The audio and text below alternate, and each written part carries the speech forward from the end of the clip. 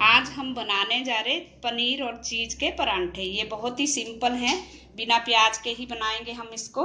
इसके लिए हमने लिया गूंदा हुआ आटा, तेल, 100 ग्राम पनीर, चीज थोड़ी सी, 1 चम्मच जीरा, आधा चम्मच मिर्ची पाउडर, आधा चम्मच नमक, बारीक कटा हुआ हरा धनिया, और आप चाहो तो हरी मिर्च भी बारीक काट के डाल सकते हो। सबसे पहले हम चीज और पनीर को कद्दूकस कर लेंगे।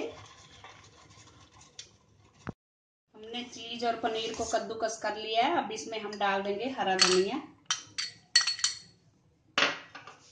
जीरा, मिर्ची और नमक। नमक आप अपने हिसाब से डालें क्योंकि चीज में भी थोड़ा नमक होता है। अब इस सबको मिक्स करेंगे, अच्छी तरह से मिक्स कर लें। हमारी परांठे की स्टफिंग तैयार है।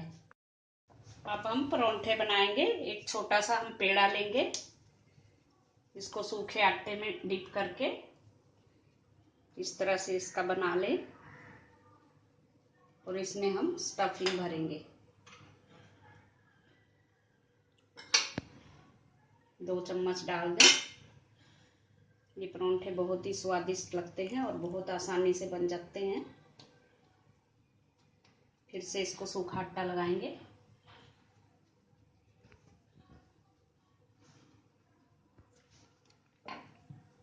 और इसको गोल रोटी की तरह बेलेंगे।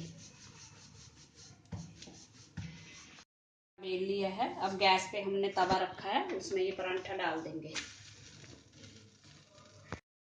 ये परांठे को हमने दोनों तरफ पलट के पका लिया। अब इसमें हम डालेंगे तेल।